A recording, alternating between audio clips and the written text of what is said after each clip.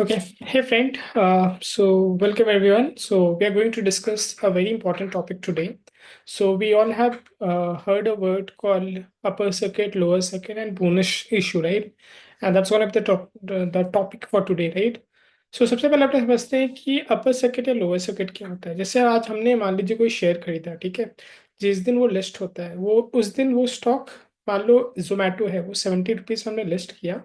Listing के दिन वो स्टॉक के ऊपर कोई सर्किट नहीं रहता। इसका मतलब वो चाहे जितना चाहे उतना बढ़ सकता है, जितना चाहे उतना गिर सकता है, राइट।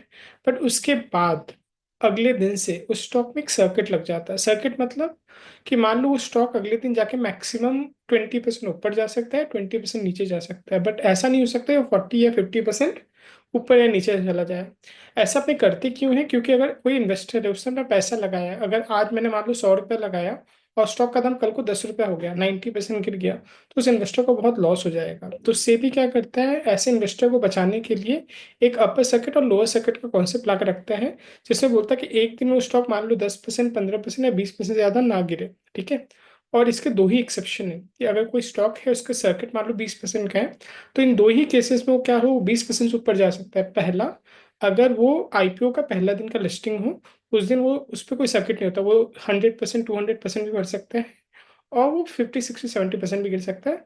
और दूसरा, अगर कोई stock future and option market में लिस्टेड है, तो उसमें वो सर्किट को वो लोग रेस्पेक्ट नहीं करता, वो स्टॉक फिर 20% से ऊपर बढ़ सकता है।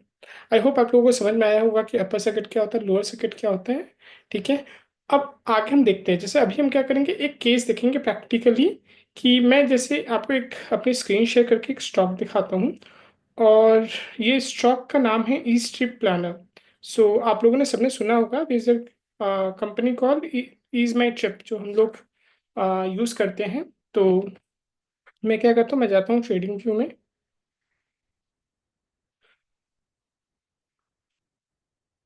और मैं जाके मैंने इस कंपनी को सेलेक्ट किया कि मेरे को चाहिए।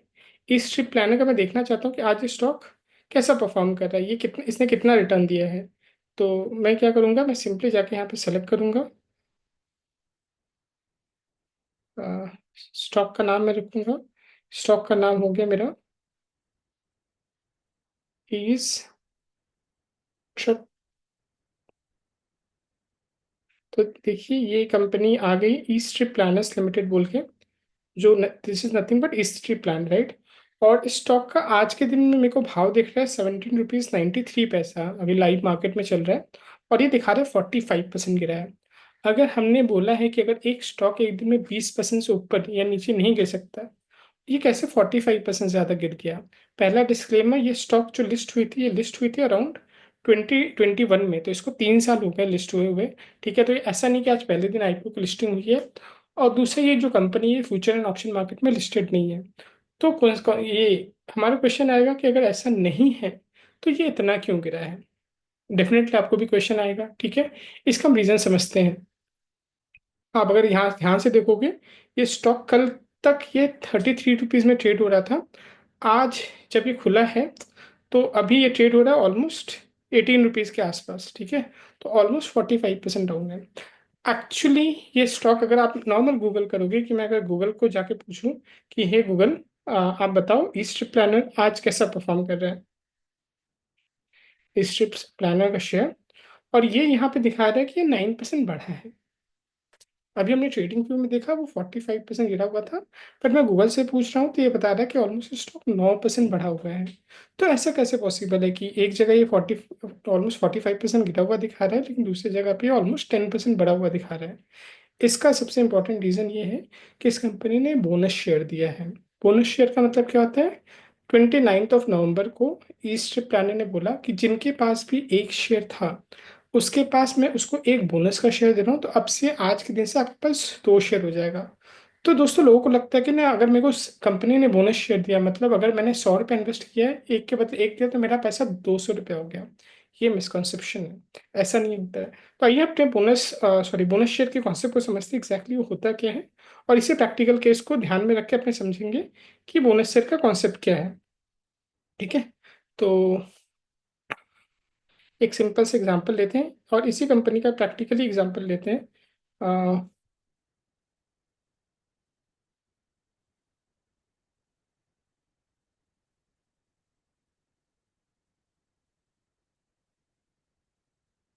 ओके,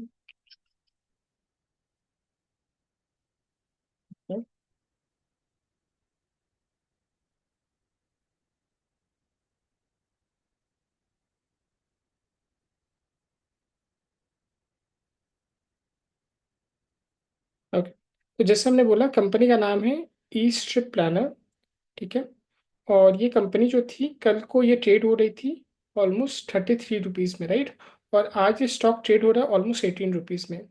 हुआ क्या है कि कंपनी बोनस देती क्यों है? जैसे आज आप कभी भी किसी कंपनी का बैलेंस शीट देखोगे, बैलेंस शीट में क्या होता है, शेयर कैपिटल होता है, ठीक है, और रिजर्व एंड सरप्लस होता है। कभी भी कोई कंपनी का अगर मान लीजिए शेयर कैपिटल है, उसका एक फेस वैल्यू होता है, मान लो 10 रुपया हो, 5 रुपया हो, 2 रुपया हो, ठीक है। और हर साल जो कंपनी परफॉर्मेंस करती है उससे क्या कुछ प्रॉफिट कमाती है, और वो डिविडेंड देने के बाद कुछ प्रॉफिट इसके एक्युमुलेट होते रहते हैं। मान लो ये 10 रुपया है और कंपनी ने मान लो 20 रुपया कमा लिया।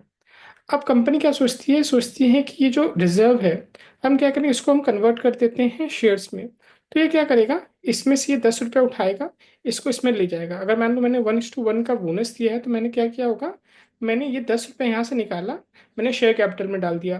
तो जिस दिन बोनस चला गया ना, इसका बैलेंस शीट कुछ ऐसा दिखेगा कि ये जो 10 रुपया है, इसकी वैल्यू जो बढ़ के 20 रुपया हो जाएगी, इसकी वैल्यू 10 रुपया होगी। लेकिन क्या ओवरऑल मेरा वैल्यू चेंज हुआ? ओवरऑल वैल्यू मेरा चेंज नहीं होगा। ठीक है। बस क्या होता है, जो नंबर ऑफ शेयर्स होता है ना, जिसके पास मान लीजिए आज किसी के पास 10 रुपए के एक शेयर थे, अब उसके पास 10 रुपए के दो शेयर हो जाएंगे। ठीक है। तो टोटल वैल्यू वाइज कोई चेंज नहीं होता है। सिमिलरली क्या हुआ, अगर 33 रुपीज का शेयर था तो उसने क्या किया, मेरा टोटल जो वैल्यू इन्वेस्टमेंट होगा 33 होगा, बस नंबर ऑफ शेयर वह एक की जगह पे क्या हो जाएगा, दो हो जाएगा। तो अगर आपने स्टॉक लिया हुआ होगा तो आपको अब नंबर ऑफ शेयर्स एक की जगह दो दिखेंगे। ऑब्वियसली आपके डीमैट अकाउंट में आने में इसको 2 दिन का समय लगता है, since we are following T+2 day का कन्वेंशन। तो ये स्टॉक आपके डीमैट अकाउंट में 2 दिन के बाद दिखाएंगे।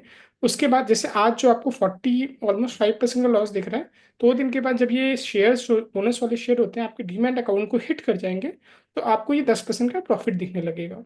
ठीक है। इसमें एक बहुत इंपॉर्टेंट अपनी स्ट्रैटेजी भी डिस्कस कर लेते हैं। सर ये तो सब समझ में आ गया, लेकिन इसका यूज क्या है? लोग कंपनी बोनस शेयर इशू क्यों करती है?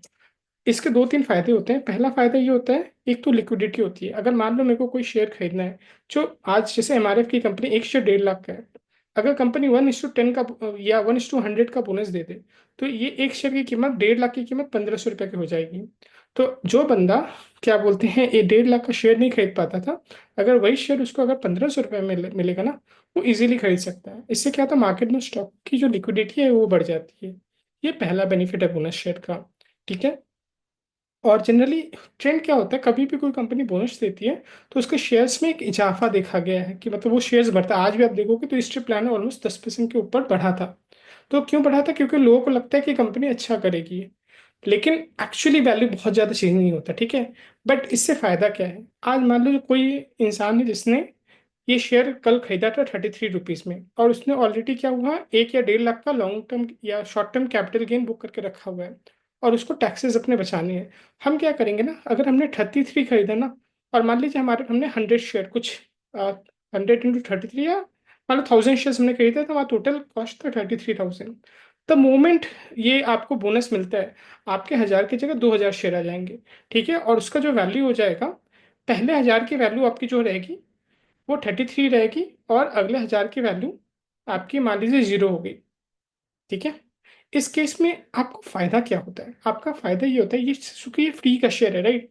हमारे एक कॉन्सेप्ट था फीफो का, जो पहले आया है वो पहले जाएगा। आज अगर मान लो ये 2,000 से मैं क्या करूं, मैं अगर 1,000 शेयर मैं बेच दूंगा, वो क्या करेगा, पहला जो 1,000 शेयर जो मैंने 33 में खरीदा था वो 33,000 में बिक जाएगा।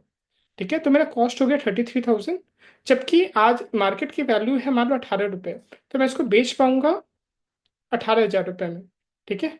और मेरी कॉस्ट प्राइस होगी 33,000, तो मैं क्या, मैं 15,000 का लॉस बुक कर सकता हूँ। तो मैंने क्या किया, मेरे पास 2,000 शेयर थे, मैंने 1,000 शेयर बेच दिया और 1,000 शेयर रख दिए। तो जो मैं 1,000 शेयर रखा उसका कॉस्ट 0 है। अगर मैं उसको बेचूंगा तो आज मेरे को 18,000 का प्रॉफिट हो जाएगा। ठीक है। बट मैं इसको रखूंगा, मैं इसको लॉन्ग टर्म के लिए लेके जाऊंगा। जिस दिन ये लॉन्ग टर्म हो जाएगा उसकी वैल्यू जो भी रहेगी मैं उसको तब बेचूंगा, क्योंकि आपको पता है 1,25,000 तक एक नॉर्मल इंसान के लिए लॉन्ग टर्म कैपिटल गेन नहीं लगता। और उसके ऊपर भी आपका टैक्स जो होता है 12.5% प्लस 4% सेस 13% ही लगता है।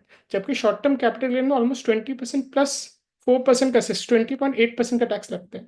तो आप अगर इसका अगर लॉस बुक कर लोगे, होता है ना, short term capital loss book कर लोगे, तो आपको आपके बाकी प्रॉफिट पे टैक्सेस कम देने पड़ेंगे। तो अगेन थोड़ा सा टैक्स हार्वेस्टिंग का कॉन्सेप्ट था। आई होप आपको समझ में आया होगा। आप ये स्ट्रैटेजी लगा के थोड़े टैक्स भी सेव कर सकते हो।